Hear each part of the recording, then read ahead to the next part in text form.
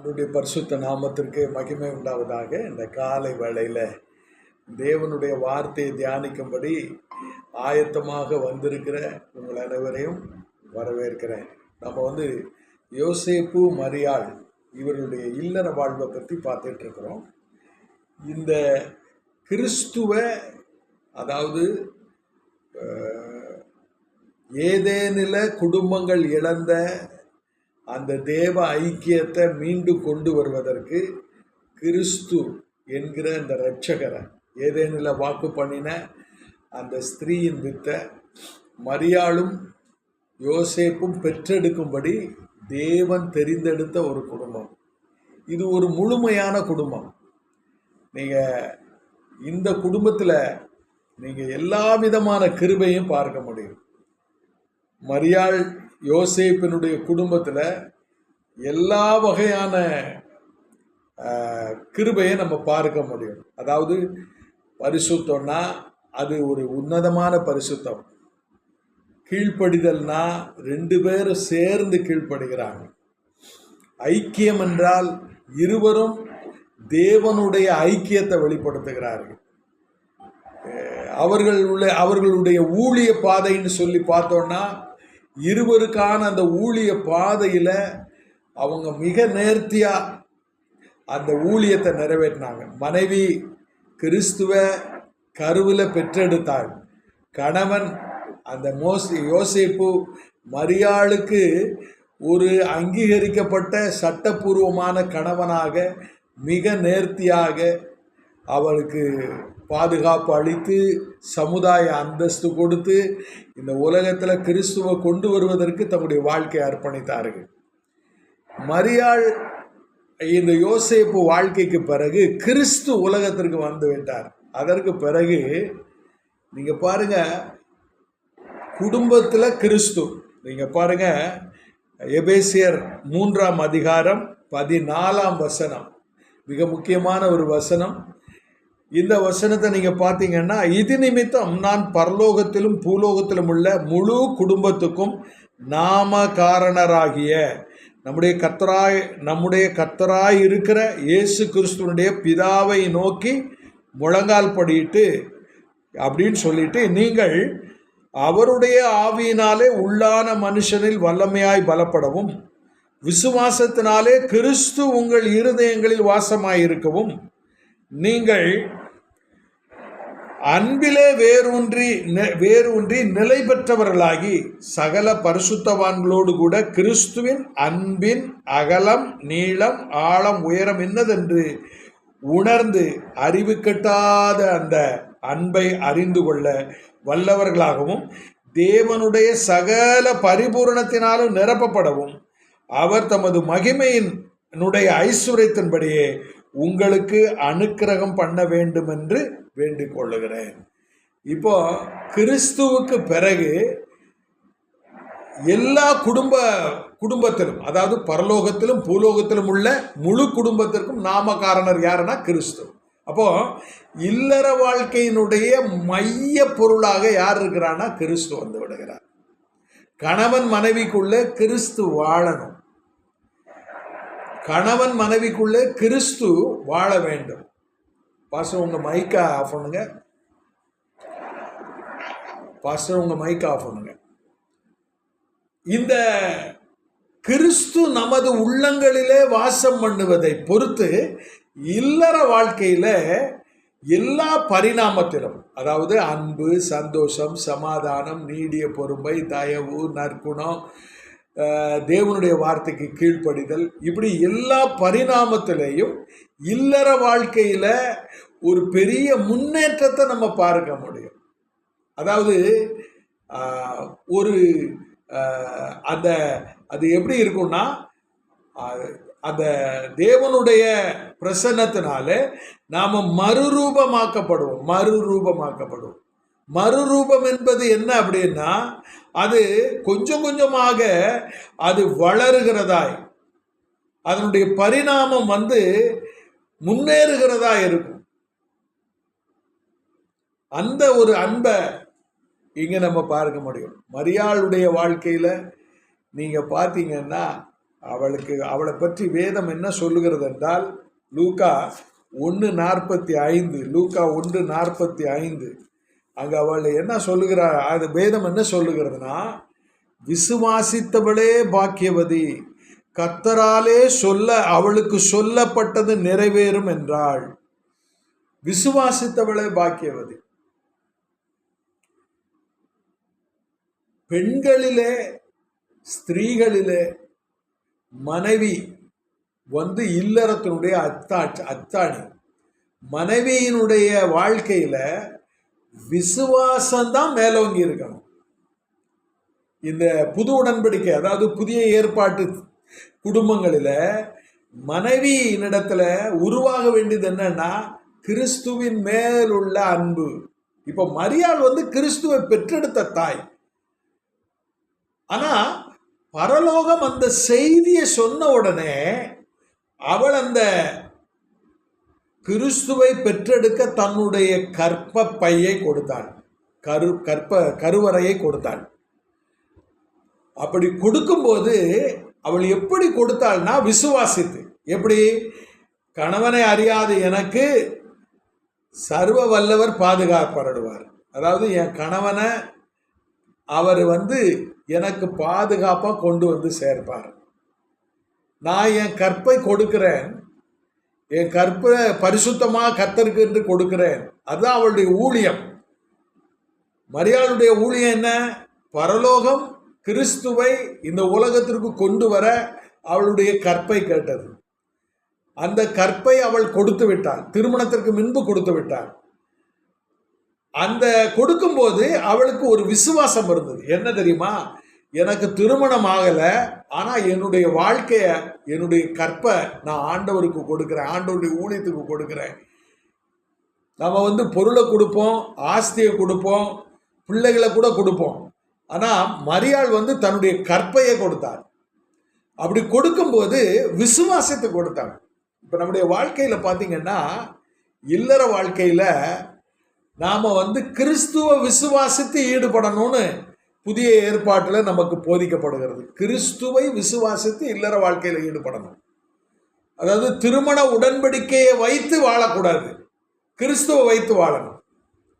அதாவது கணவனும் மனைவியுமா இணைக்கப்படுகிறது உலகத்தாருக்கு. எல்லா மதங்களிலும் திருமணம் நடக்கிறது. கணவன் மனைவிக்கு கொடுக்கப்படுகிறான், மனைவி கணவனுக்கு கொடுக்கப்படுகிறார். ஆனால் புது உடன்படிக்கையில் என்ன நடக்குது தெரியுமா? திருமண ஒப்பந்தம் நடக்கும்போது கிறிஸ்துவை கொண்டு இல்லற வாழ்க்கையில வாழணும். மரியாள் அதை செய்தா. திருமணத்திற்கு முன்பு அது போதிக்கப்பட்டது. பரலோகம் அவளுக்கு போதித்தது. என்ன போதித்தது? உன்னை தேவனுடைய பணிக்கென்று கொடு. அதுல மிக பிரதானமானது, அதாவது உச்சிதமான ஒன்று அப்படின்னா மரியாளுடைய கற்பு. அதை ஆண்டவர் கேட்டார், அதை விசுவாசித்து அவள் கொடுத்தாள். அப்படிதான் அந்த வேதம் சொல்கிறது, விசுவாசித்தவளே பாக்கியவதி. அப்போ எல்லா மனைவிகளும் தங்களுடைய குடும்ப வாழ்க்கையில கிறிஸ்துவை விசுவாசித்து வாழ வேண்டும் என்று புதிய உடன்படிக்கை நமக்கு போதிக்கிறது. இதுக்கு பிறகு எல்லாமே கிறிஸ்து தான். கணவன் மனைவி வாழ்க்கை, பிள்ளைகளை வளர்க்கெடுக்கிறது, அவர்களுக்கு திருமணம் பண்ணி வைப்பது, இல்லற வாழ்க்கையினுடைய சந்தோஷம், மகிழ்ச்சி, சமாதானம் எல்லாமே கிறிஸ்து தான். இதற்கு பிறகு நாம கிறிஸ்து ஒருவனுக்குள்ளே ஒருத்திக்குள்ளே இருந்தால் அந்த வாழ்க்கை எப்படி இருக்கும்னு தான் படிக்க போறோம்.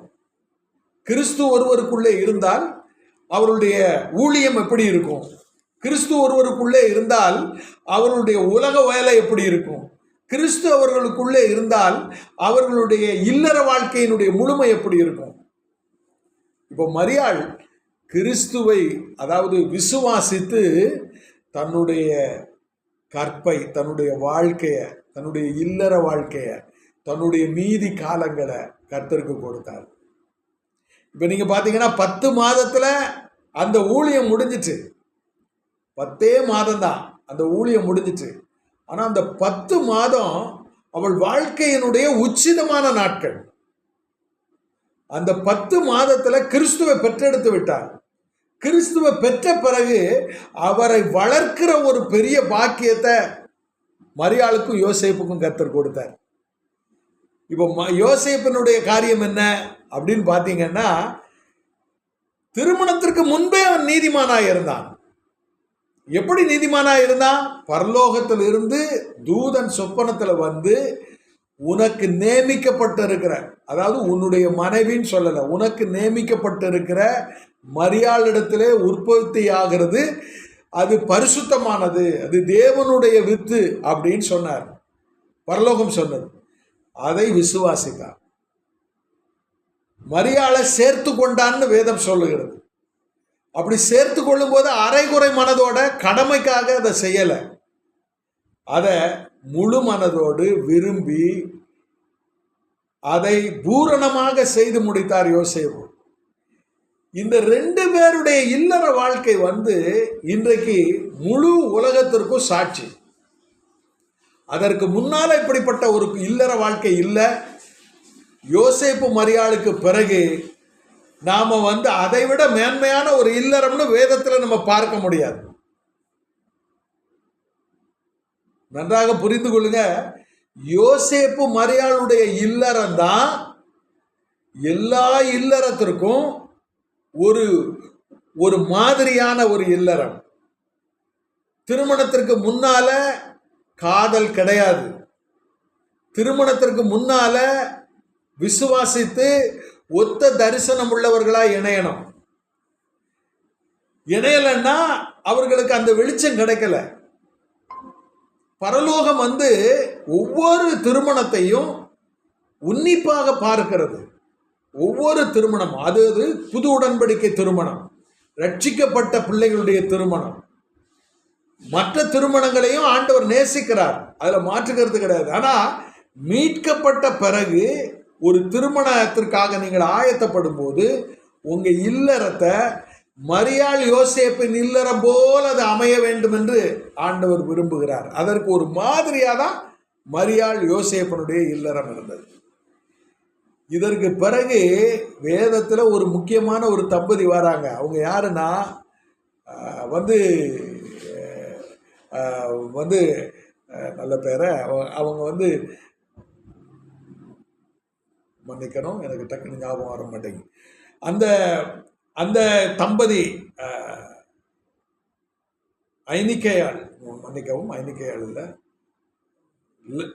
லீதியாள், லீதியாளுடைய குடும்பம், லீதியாளுடைய குடும்பம், அவருடைய கணவனுடைய பெயர் நமக்கு சொல்லப்படலை. பிரியமானவர்களே, அதை பற்றி பின்னால் நம்ம பார்க்கலாம். இப்போ மரியாள் யோசேப்பினுடைய குடும்பம் வந்து பார்த்தீங்கன்னா, அவர்கள் இல்லற வாழ்க்கை தேவனுடைய ஊழியத்திற்காக இணைக்கப்பட்டது. மரியாளும் யோசேப்பும் கிறிஸ்துவை பெற்றெடுப்பதற்காக இணைக்கப்பட்டார்கள். அதற்கு பிறகு அவங்க 5 பிள்ளைகளை பெற்றாங்க. அது சராசரி இல்லற வாழ்க்கை. ஆனால் கிறிஸ்துவை பெறுவதற்காக மரியாள் தன்னுடைய கற்பை கொடுத்தாள். இந்த யோசேப்பு நீதிமானாய் விசுவாசித்து அவளுக்கு பாதுகாப்பு அளிக்கிறான், ஒரு அடையாளமானான். இந்த இல்லறத்துல எப்படி இருக்குது அப்படின்னு சொன்னா, இதைத்தான் அங்கே அப்போஸ்தலனாகிய பவுல் அங்கே சொல்லும்போது, எபேசியர் 4 அதிகாரத்தில் அதை குறித்து சொல்லும்போது இப்படி எழுதுகிறார் பாருங்க. விசுவாசத்தினாலே கிறிஸ்து உங்கள் இருதயங்களில் வாசமாயிருக்கவும். அப்போ இல்லற வாழ்க்கையில புது உடன்படிக்கை திருச்சபையில அங்கமாயிருக்கிற ஒவ்வொரு குடும்பமும் எப்படி இருக்கணுமா? விசுவாசத்தினாலே கிறிஸ்து உங்கள் இருதயங்களில் வாசமாயிருக்கணும்.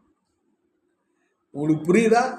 கணவனுடைய இருதயத்துல விசுவாசத்தினாலே கிறிஸ்து என்ன செய்யணும்? வாசமாயிருக்கணும். மனைவியினுடைய மனதில் இல்லற வாழ்க்கையில பார்த்தீங்கன்னா விசுவாசத்தினால கிறிஸ்து வாசமாயிருக்கணும்.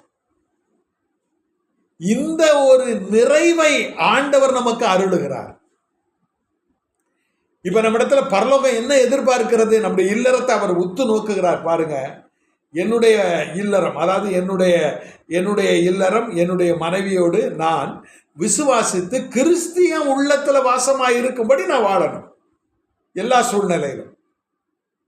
அத மரியாளும் யோசேப்பும் சரியா செய்தாங்க. எந்த ஒரு முறுமுறுப்பும் இல்லை. கிறிஸ்துவை இந்த உலகத்திற்கு கொண்டு வரும்படி அவர்களுடைய இருதயம் ஒன்றாயிருந்தது. எப்படி இருந்தது பார்த்தீங்கன்னா, அதை பற்றி நம்ம பார்க்கும்போது பிலிப்பியர் 2ஆம் அதிகாரத்தில் 1ஆம் வசனம் இப்படி சொல்லுகிறது. எப்படி இருக்கு பாருங்க. ஆதலால் 2:1 ஆதலால் கிறிஸ்துவுக்குள் யாதொரு ஆறுதலும். இப்ப பாருங்க, மரியாளுக்கு கிறிஸ்து, அதாவது பரலோகத்திற்கு தன் வாழ்க்கையை ஒப்பு கொடுத்தா, கற்ப கொடுத்தா. அப்போ அவளுக்கு ஆறுதல் இல்லை. அந்த ஆறுதல் யார் மூலமா வருகிறது? கணவன் மூலமா வருகிறது. அவ எப்போ கற்பந்தரித்தாள்? திருமணத்திற்கு முன்பு கற்பந்தரித்து விட்டாள். அப்போ அவளுக்கு ஆறுதல் இருக்குமா? சமாதானம் இருக்குமா? ஒரு நிம்மதி இருக்குமா? இருக்காது. யாரை குறித்து நிம்மதி இருக்காது? தன்னுடைய புருஷனை குறித்து, தனக்கு நியமிக்கப்பட்ட புருஷனை குறித்து. அப்போ அவளுக்கு ஆறுதலா யார் இருக்கிறா? கணவன் இருக்கிறா. யார்? யோசேப்பு இருக்கிறா. அப்போ யோசேப்பிடத்துல பரலோகம் வந்து அந்த தூதன் வந்து அந்த செய்தியை சொன்ன உடனே விசுவாசித்ததை ஏற்றுக்கொண்டான். மனைவி விசுவாசித்தால், அதாவது மரியாள் விசுவாசித்தால், இந்த யோசேப்பும் விசுவாசித்தார். அப்போ அவங்க இல்லறம் வந்து, அவருடைய இல்லறம் வந்து ஊழியத்திற்காக அவர்கள் இருவரும் ஒரே தரிசனம் உடையவர்களாக இருந்தார்கள். என்ன தரிசனம்? கிறிஸ்துவை இந்த உலகத்திற்கு கொண்டு வரணும், அவ்வளவுதான். அவள் ஒரு தாயாக, இவர் ஒரு கணவனாக, அதாவது ஒரு தகப்பனாக, ஒரு பொறுப்பான ஒரு குடும்பத்தில் இருவரும் விசுவாசித்து அந்த ஊழியத்தை நிறைவேற்றினாங்க. இன்றைக்கு நமக்கு ஆண்டவர் ஊழியம் தந்திருக்கிறார். சாட்சி உள்ள வாழ்க்கை வாழுங்க. உங்க பிள்ளைகளுக்கு முன்னால சாட்சியா வாழுங்க. முதல்ல எருசலேமில் சாட்சி, யூதேயாவில் சாட்சி, உங்க தெருவில் சாட்சி, அப்புறம் சமாரியாவில் சாட்சி, நம்முடைய கிராமம் முழுவதும் அல்லது நம்ம கிராமத்தை சுற்றி, நம்முடைய பட்டணத்தை சுற்றி இருக்கிற பகுதியில் சாட்சி, அப்புறம் உலகம் எங்கும். இந்த மரியாள் யோசேப்பு குடும்பம் எப்படி இருந்ததுன்னா, பெத்லகேமில் சாட்சியா இருந்தாங்க. அப்புறம் பார்த்தீங்கன்னா அது நாசரேத்தில் சாட்சியா இருந்தாங்க. கலிலேயாவில் உள்ள நாசரேத்தில். அதற்கு பிறகு பாருங்க, கப்பர்நகூமில் அவங்க சாட்சியா இருந்தாங்க. இன்றைக்கு அவருடைய இல்லற வாழ்க்கையினுடைய மகிமை உலகமெங்க சாட்சியா இருக்கு. அப்போ இல்லறத்துல கிறிஸ்து மனைவியினுடைய இருதயத்துல உருவாகணும், கணவனுடைய இருதயத்துல விசுவாசத்தினால உருவாக வேண்டும் என்று இந்த மரியாள் யோசேப்பு தம்பதிக்கு பிறகு, கிறிஸ்து வந்த பிறகு, கிறிஸ்து நம்முடைய உள்ளங்களில் உருவாகும் அளவை பொறுத்து நம்முடைய இல்லற வாழ்க்கையில அன்பு, சந்தோஷம், சமாதானம் எல்லாம் தருவதோடு கூட நம்முடைய ஊழியத்தை நம்ம நிறைவேற்றி முடிக்க முடியும். பிரியமான தேவனுடைய பிள்ளைகளே, இங்கே பாருங்க, அன்பினாலே கிறிஸ்துவுக்குள் யாதொரு ஆறுதலும், அன்பினாலே யாதொரு தேறுதலும், ஆவியின் யாதொரு ஐக்கியமும், யாதொரு உருக்கமான பட்சமும் இரக்கங்களும் உண்டானால் நீங்கள் ஏக சிந்தையும் ஏக அன்பும் உள்ளவர்களாய் இருந்து இசைந்த ஆத்துமாக்களாய் ஒன்றே சிந்தித்து என் சந்தோஷத்தை நிறைவாக்குங்கள்.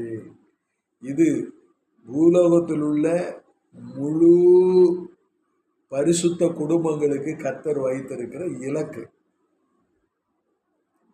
ஒருவருக்கொருவர் ஆறுதலாயிருங்க, ஒருவருக்கொருவர் தேர்தலாயிருங்க, ஒருவருக்கொருவர் ஐக்கியமாயிருங்க, ஒருவருக்கொருவர் உருக்கமான பட்சமா நடந்து கொள்ளுங்க. அப்படி இருந்தா உங்களுக்குள்ள ஏக சிந்தை இருக்கும், ஏக அன்பு இருக்கும், இசைந்த ஆத்துமாக்களாக இருப்பீங்க. ஒன்றையே சிந்தித்து நீங்க அவருடைய சந்தோஷத்தை நிறைவாக்குவீங்க. யோசேப்பு மரியாளுடைய தம்பதி எப்படி இருந்தது? ஒருவருக்கொருவர் ஆறுதலா, ஒருவருக்கொருவர் தேர்தலா, ஒருவருக்கொருவர் ஐக்கியமா, ஒருவருக்கொருவர் இரக்கமா, ஏக சிந்தையா, ஏக அன்பா, இசைந்த ஆத்துமாக்களா கிறிஸ்துவை பெற்றெடுத்தார்கள். பிரியமான தேவனுடைய பிள்ளைகளே, புதிய உடன்படிக்கையில குடும்பங்களினுடைய அந்த தனிப்பட்ட பெண், அதாவது கணவனுடைய பொறுப்பு மனைவியினுடைய பொறுப்பு என்று நம்ம படிக்க முடியாது. இது கிறிஸ்து நமக்குள்ள உருவானா கணவன் எப்படி இருப்பான், மனைவி எப்படி இருப்பான், மனைவி எப்படி இருப்பாள். கிறிஸ்து 1 மாதமா 2 மாதமா 3 மாதமா 4 மாதமா 10 மாதமா, அப்புறம் பிரசவமா, அப்புறம் பிள்ளை பேர் முடிந்த பிறகு பிரதிஷ்டைக்கு பிறகு அந்த பிள்ளைய வளர்க்கிறது எப்படி. 12 வயது வரைக்கும் யோசேப்பும் மரியாளும் கிறிஸ்துவ கண்ணும் கருத்துமா வளர்த்தாங்க, மூத்த பையன். ஆனா அவருடைய இருதயத்துல விசுவாசம் இருந்தது. எப்படி இருந்தது தெரியுமா? இது என்னுடைய வித்து அல்ல, இது பரலோக வித்து, இது ஒரு தீர்க்கதரிசி, ஒரு ராஜா, ஒரு இரட்சகர். இந்த நம்பிக்கை மரியாளுக்கும் இருந்தது, யோசேப்புக்கும் இருந்தது. நம்ம நேற்று பார்த்தோம், நாம் நம்முடைய பரிசுத்த குடும்பத்துல ஆண்டவர் ஒரு ராஜாவை கொடுக்கலாம், ஒரு தீர்க்கதரிசியை கொடுக்கலாம், ஒரு மெய்ப்பனை கொடுக்கலாம், ஒரு அப்போஸ்தலனை கொடுக்கலாம், யாரை வேணாலும் கர்த்தர் கொடுக்கலாம். இல்லறம் என்பது தேவனுக்கான ஊழியத்தை நிறைவேற்றுவது, சரீரத்தில் பிள்ளைகளை பெறுவது மட்டுமல்ல, மறைவாக அதற்கு பின்னால என்ன இருக்குதுன்னா, தேவனுடைய ஊழியத்தை கணவனும் மனைவியுமா விசுவாசித்து மரியாளை யோசேப்பை போல நிறைவேற்றுவது. மரியாள் யோசேப்பனுடைய வாழ்க்கை நமக்கு முன்னால இருக்கிற ஒரு நல்ல மாதிரியான வாழ்க்கை. அதாவது மத்தேயு 1-2 அதிகாரத்தோட யோசேப்பனுடைய லைஃப் மங்கி போயிருது. மரியாளுடைய லைஃப் பார்த்தீங்கன்னா அந்த 1-2-3க்கு பிறகு அவளை பார்க்க முடியாது. அதற்கு பிறகு சிலுவையின் அருகில் வருவான். சிலுவையில் கிறிஸ்து அடிக்கப்பட்ட போது மரியாள் அங்கே இருந்தா, தூரத்தில் நின்றாள்னு வேதம் சொல்லுகிறது. பிரியமான தேவனுடைய பிள்ளைகளே, இல்லற வாழ்க்கையில கிறிஸ்து இருதயத்துல உருவாகிறதா இல்லற வாழ்க்கை. திருமண உடன்படிக்கை வைத்து நம்ம வாழுகிறது இல்ல. திருமண உடன்படிக்கை ஒரு சாக்கிரமந்து, அது ஒரு துவக்க நாளுக்காக நமக்கு கொடுக்கப்படுகிறது, ஒரு அடையாளம். அது உலக பிரகாரமான சட்டப்பூர்வமான ஒரு ஒப்பந்தம். ஆனால் உடன்படிக்கை என்பது என்ன தெரியுமா? நாம தேவனோடு உடன்படிக்கை பண்ணுகிறோம். தேவனோட உடன்படிக்கை, தேவனே மனிதனோடு நம்மோடு உடன்படிக்கை பண்ணுகிறார். இப்ப நீங்க மரியாள் கற்ப கொடுத்தாள், யோசேப்பு என்ன கொடுத்தான்? தன்னுடைய மொத்த வாழ்க்கையும் மரியாளுக்கு கொடுத்தான். தேவனுடைய சித்தம் செய்ய அந்த நீதிமானாய் இருந்து அதை நிறைவேற்றினான். இருவரும் தேவனுடைய ஊழியத்தை கண்ணும் கருத்துமா செய்து முடித்தாங்க. அப்போ இன்றைக்கு ஒவ்வொரு குடும்பத்திற்கும் தேவனுடைய சித்தம்னு ஒன்று இருக்குது. கணவன் மனைவிக்கு இடையே தேவனுடைய சித்தம் என்று ஒன்று இருக்கிறது. அது விசுவாசத்தினாலே உருவாகிறது. அது கிறிஸ்து நம்முடைய உள்ளங்களிலே வாழ்வதை வைத்து நாம் அந்த ஊழியத்தை நிறைவேற்றி முடிப்போம். இப்போ பாருங்க, கிறிஸ்து நமக்குள்ள இருப்பார்னா அன்பு செய்ய நமக்கு பிரச்சனை இருக்காது, தாழ்மையா இருக்க நமக்கு பிரச்சனை இருக்காது, வேதத்தை நேசிக்க பிரச்சனை இருக்காது, ஜெபிக்க நமக்கு பிரச்சனை இருக்காது, விட்டு கொடுக்க பிரச்சனை இருக்காது, கட்டுப்பாட்டோடு இருக்க நமக்கு பிரச்சனை இருக்காது. அப்போ நமக்குள்ள யார் இருக்கணும்? இல்லறத்துல திருமண ஒப்பந்தம் அல்ல, கிறிஸ்து வாழணும் நமக்குள்ள. உலகத்தில் இருக்கிற மக்களுக்கு திருமண உடன்படிக்கை, கழுத்தில் கிடக்கிற கயிறு, அதில் போடப்படுகிற 3 முடிச்சு, அதுதான் மங்களம்னு நினைக்கிறாங்க. ஆனால் புது உடன்படிக்கை விசுவாசிகள் குடும்பத்தில் கிறிஸ்து உங்கள் இருதயங்களில் வாசமாயிருப்பதை பொறுத்து தான் நீங்க அவருக்காக வாழ்வீங்க. அந்த இல்லறம் ஆசீர்வாதமாயிருக்கும். இதற்கு பிறகு கிறிஸ்துவை தான் நம்ம படிக்கணுமே தவிர கணவனையோ மனைவியையோ படிக்க முடியாது. கிறிஸ்துவ நம்ம எப்படி படிக்கணும்? அவர் இந்த சூழ்நிலையில எப்படி இருந்தார், எப்படி இருப்பார், இந்த அனலான சூழ்நிலையில அவர் எப்படி பேசுவாரு, இந்த இக்கட்டான விட்டு கொடுக்க முடியாத இந்த சூழ்நிலையில அவர் எப்படி விட்டு கொடுத்தாரு, அவர் ஜெபிக்கும் போது எப்படி ஜெபித்தாரு, உபவாசிக்கும் போது எப்படி உபவாசித்தாரு, எப்படி ஊழியம் செய்தாரு, அவரிடத்துல தேடி வருகிற மக்களுக்கு அவர் எப்படி இறங்கி உதவி செய்தாரு. இப்படிதான் கணவனும் மனைவியும் பார்க்கணும், படிக்கணும். இதை தான் வேதம் நமக்கு கற்றுக் கொடுக்கிறது. மரியாள் யோசேப்பினுடைய வாழ்க்கை ஒரு முழுமையான வாழ்க்கை, பரலோகத்தால் அங்கீகரிக்கப்பட்ட வாழ்க்கை, பூரணமாய் ஊழியத்தை நிறைவேற்றின ஒரு வாழ்க்கை. அந்த வாழ்க்கையில அப்பளுக்கு இல்லை, அது கல்யாணத்துக்கு முன்னாலேயும் இல்லை, கல்யாணத்துக்கு பிறகும் கிடையாது. அது மிக நேர்த்தியான ஒரு வாழ்க்கை. நீங்க அதற்கு பிறகு புதிய ஏற்பாட்டில் சிறந்த குடும்பங்கள் என்று நாம் ஒன்றையும் முன்வைக்க முடியாது. இங்கே பேதுரு, யாக்கோபு, யோவான், இந்த அப்போஸ்தலர்களெல்லாம் மனைவி மக்களோட தான் இருந்தாங்க. ஆனால் அவருடைய இல்வாழ்க்கை பற்றி எங்கேயும் நீங்கள் வாசிக்க முடியாது. அப்போஸ்தலனாகிய பவுல் திருமணத்திலே ஈடுபடலை, அவருக்கு மனைவி கிடையாது. ஆனால் இல்லறத்தை பற்றிய ரகசியங்கள் எல்லாம் அவர் எழுதுவார். அவர் எதை பற்றி எழுதுகிறார் அப்படின்னா சபையையும் கிறிஸ்துவையும் பற்றி எழுதுகிறார். அப்போ இல்லற வாழ்க்கை கிறிஸ்துவும் சபையுமா மாறி போகிறது. அது ஒரு ரகசியம்னு அவர் சொல்லிடுறார். அப்போ இல்லற வாழ்க்கையினுடைய முழுமை கிறிஸ்து உங்களில் உருவாகுவதில் இருக்கிறது. கிறிஸ்து எனக்குள்ள உருவாயிட்டா என்னுடைய இல்லறத்துல எல்லாம் இருக்கும். என்ன இருக்கும்? ஏக சிந்தை இருக்கும், அன்பு இருக்கும், இசைந்த ஆத்துமாவா ஒன்றையே சிந்தித்து எனக்கு கர்த்தர் தந்த ஊழியத்தை, கர்த்தர் எனக்கு தந்த அழைப்பை, எனக்கு தந்திருக்கிற தெரிந்தெடுப்பை நான் நிறைவேற்றுவதில் உறுதியாக இருப்பேன். பிரியமான தேவனுடைய பிள்ளைகளே, கிறிஸ்து வரும் வரை குடும்பங்களை பரலோகம் பயன்படுத்தினது. ஆபிரகாம் துவங்கி அல்லது நீங்கள் நோவா துவங்கி அதற்கு முன்னால் ஏனோக்கு முதல் நீங்கள் குடும்பங்களை பார்த்தீங்கன்னா கிறிஸ்துவை உலகத்திற்கு கொண்டு வருவதற்காக இந்த குடும்பங்களெல்லாம் பரலோகம் பயன்படுத்தினது. ஆனால் இன்றைக்கு கிறிஸ்து வந்த பிறகு கிறிஸ்து நமக்குள்ளே, அதைத்தான் வேதம் என்ன சொல்லுகிறது? ஒருவன் ஒருத்தி கிறிஸ்துவுக்குள் இருந்தால் புது சிருஷ்டியாக இருக்கிறான். அதில் இல்லறமும் இருக்கிறது, ஊழியமும் இருக்கிறது. இல்லறம் இல்லாமல் குடும்பம் இல்லாமல் ஊழியம் இல்லை, ஊழியம் இல்லாமல் குடும்பத்திலே சமாதானம் இல்லை. பிரியமான தேவனுடைய பிள்ளைகளே, இந்த காலை வேளையில கிறிஸ்து உங்கள் உள்ளங்களிலே வாசம் பண்ணணும். கிறிஸ்து எந்த அளவுக்கு உங்கள் உள்ளங்களிலே விடுதலையா வாழுகிறார்? கிறிஸ்துவ விலங்கிடப்பட்டு கட்டப்பட்டு சிலுவையில் அறைந்து துன்புறுத்துகிற ஒரு குடும்ப வாழ்க்கையா? அல்லது மரியாள் யோசேப்பு ஏற்றுக்கொண்டது போல, விசுவாசித்து ஏற்றுக்கொண்டது போல,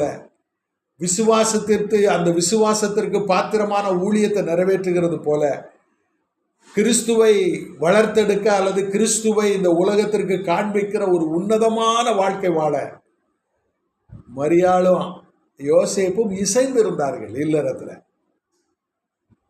வேதம் என்ன சொல்லுது தெரியுமா? யோசேப்பு கிறிஸ்துவை மரியாள் பெற்றெடுக்கும் வரை அறியாதிருந்தார். பிறகு யோசேப்பு மரியாளை அறிந்தார். அப்படின்னா என்ன தெரியுமா? யோசேப்பு மரியாளுடைய பலவீனங்களை அறிந்திருந்தார், மரியாள் யோசேப்பனுடைய பலவீனங்களை அறிந்திருந்தார். இதற்கு வேற ஒரு அர்த்தத்தை சொல்லுவாங்க, அவர்கள் உடலால் இணைந்தாருங்க. அது இல்லை, இல்லறத்துல திருமணத்துக்கு நமக்கு அந்த ஆராதனை நடக்கும்போது இந்த மனைவி உனக்கு கொடுக்கப்படுகிறாள், இந்த கணவன் உனக்கு கொடுக்கப்படுகிறான். அதாவது இந்த உடல் உனக்கு கொடுக்கப்படுகிறது, கணவனுடைய உடல் கொடுக்கப்படுகிறது, மனைவியினுடைய உடல் கொடுக்கப்படுகிறது என்றுதான் திருமண ஒப்பந்தம் சொல்லுகிறது. ஆனால் புது உடன்படிக்கையில கர்த்தர் என்ன சொல்றார் தெரியுமா? நீங்கள் இசைந்திருந்து குடும்பமாக வாழ்ந்து கிறிஸ்து உங்களில் உருவாகி கிறிஸ்துவுக்காக நீங்கள் வாழ்ந்து உங்கள் ஊழியத்தை நிறைவேற்றுங்க. முதல் ஊழியம் பிள்ளைகளை பெற்றெடுத்தல், பிள்ளைகளை வளர்த்தல். இந்த ரெண்டையும் நம்ம கரெக்டாக செய்யணும். அதற்கு பிறகுதான் ஒரு தீர்க்கதரிசி, ஒரு மேசியா, அதாவது ஒரு இரட்சகர் அல்லது ஒரு அப்போஸ்தலன், இதெல்லாம் நம்ம வாழ்க்கையில் வருகிறது. பிரியமான தேவனுடைய பிள்ளைகளே, யோசேப்பு மரியாளுடைய வாழ்க்கை ஒரு அப்பழுக்கற்ற வாழ்க்கை, அது விசுவாச வாழ்க்கை. கிறிஸ்து உருவாகும்படி அது தங்களை அர்ப்பணித்த ஒரு வாழ்க்கை. நாமும் கிறிஸ்து நமக்குள்ள உருவாகும்படி நம்மை அர்ப்பணிப்போம். யோசேப்பு ஒரு சிறந்த சாட்சி, மரியாள் ஒரு சிறந்த சாட்சி.